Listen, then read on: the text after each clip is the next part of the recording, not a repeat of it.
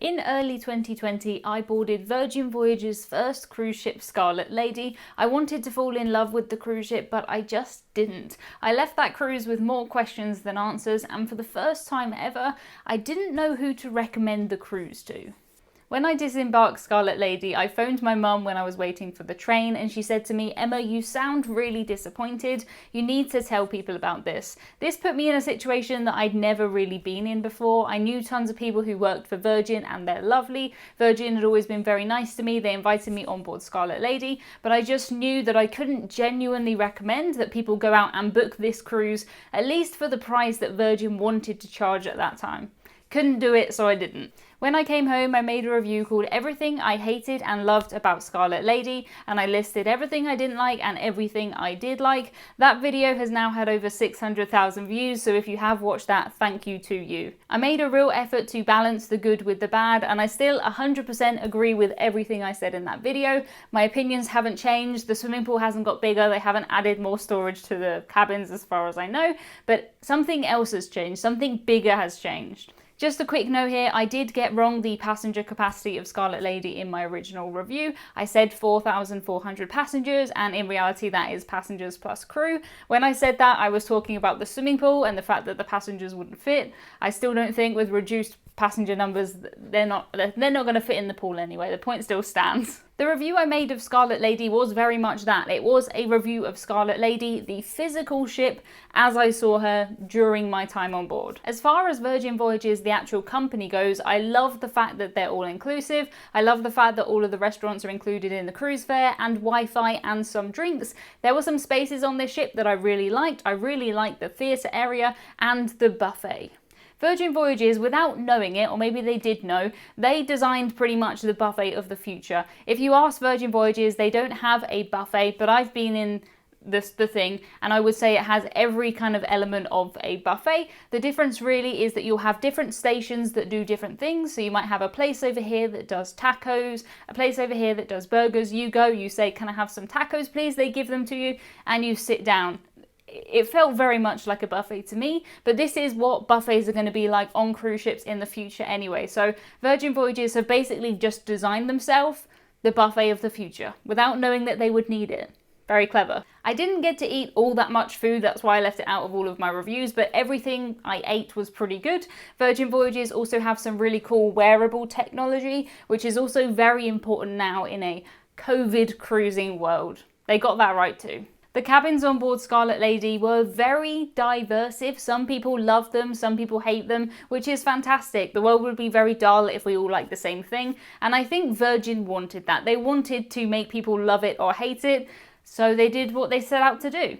Virgin purposely chose people who had never worked on a cruise ship before to design their cruise ship. You certainly get something different when you do that, but I don't know if it might have been better to get people who had cruise ship experience to design a cruise ship. I mean, good on Virgin for trying something different. The way I see it, the more cruise lines, the more kind of competition there is within the market, the better it is for you and me as cruise consumers. So bring it on. Personally, for me, I know design is very subjective, but I really like the design of the cabins. I had hundreds and hundreds, maybe even thousands of comments that said that the cabins looked like IKEA showrooms. I personally really like IKEA. I don't see that as a bad thing. So as far as the design went of these cabins, I really liked it. I had no problems with the bed. The bed is a bit of a different one. Again, Virgin doing something different. The idea is that the bed will look like this in the day and it will look like this at night. I slept in the bed and it was perfectly comfortable. I don't think that I would in reality actually change it from a sofa to a bed over and over again every single day. I just worry about the room stewards having to do that, but you can leave it as a bed if you want to. One thing I don't like, and I don't think I'm ever going to like, is that if you're sharing this cabin and you're two people, you're not together, you're going to have to sleep head to head or head to feet, and that's just too weird for me. It's fine if you're cruising with like a really good friend or family, but I don't really want someone else's feet in my face when I sleep. It's a bit too weird for me, that one. There were a couple of other things that I didn't like about this cabin. I didn't like that there was no bedside table to put my drink on. I didn't like that there were only plug sockets on one side of the bed. But that wasn't really my problem with this cabin or with Virgin Voyages in general. That wasn't really my problem. At the time that I visited Scarlet Lady and I made this review, Virgin were planning on charging around $400 per night per person. For that price, you can cruise with Viking, you could probably cruise with Disney for that price. So it's definitely a luxurious price, and I just didn't see the match between the experience and between the price. I've cruised on cruise lines that cost £400 per night and cruise lines that cost £40 per night. And to me, as long as I get my money's worth and the price matches the experience, I'm quite happy. My problem was that the price was up here and I just thought this was middle kind of range. In the review, I actually said if this was the same price as Royal Caribbean or Norwegian, I wouldn't have any problem with it. I would see it as kind of a quirky alternative and I might book it. That's what I said way back when. And guess what? It is now. I have booked a cruise on board Scarlet Lady for a very similar price to Marella, to Royal Caribbean, to most of the other cruise lines that we have here this summer. The cruise that I have booked cost me £140 per night, which is just below $200, and that's half of the price that Virgin were originally planning on charging. It's a little more than the £100 that I tend to try and stick to when I cruise, but for $140, that's in a balcony with so much included in the cruise fare. I really don't think I'm going to spend much extra on board. So even just as a budget value cruiser, just looking at the prices of these Virgin Voyages, they're pretty good. I'm very surprised, but they're pretty good.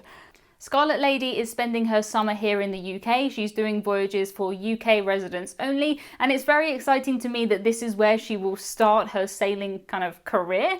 They planned to launch Scarlet Lady pretty much as the pandemic began. It couldn't have been worse timing for launching a cruise line, but Virgin have done lots of good things since that time. They've given away thousands of cruises, and I'm really looking forward to real paying passengers getting on board this ship.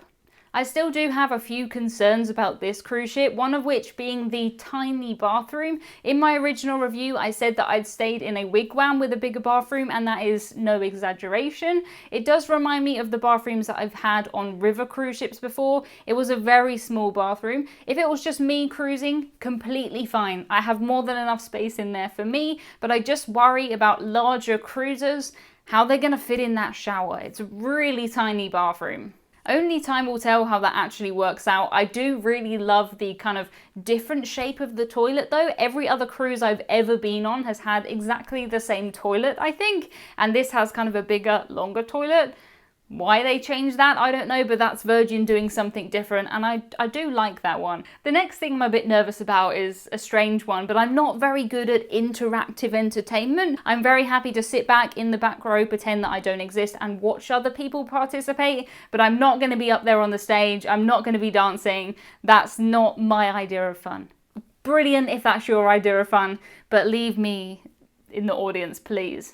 When we were on board Scarlet Lady, we did watch a show which had the most amazing acrobatics. It had ropes, it had trampolines, it had all kinds of things. It did have some people kind of on the stage as well, and lots of people dancing in their underwear. It's certainly nothing that I've ever seen on a cruise before, so that will be good, as long as I can stay at the back.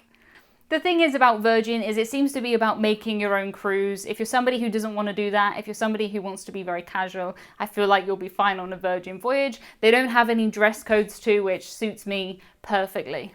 I'm also really interested in trying the food. I feel like for the price I've paid, I could just eat my cruise fare. There's something like 20 plus restaurants, they call them eateries on board, where you can eat all included in your cruise fare, so none of this specialty restaurant stuff. So I think I'm just going to be eating the whole time, which sounds good to me. They have really good vegetarian and vegan options too, which sounds really good. So looking forward to that for sure. I have to mention it, but yes, this is the main and only swimming pool on board Virgin Voyages Scarlet Lady. It makes me laugh every time I see it, but I'm cruising the British Isles. I doubt it's going to be swimming pool weather anyway. I feel like this ship could definitely do with a nice inside pool, maybe like a celebrity or a princess pool, but that's a conversation. I will talk about that when I get back.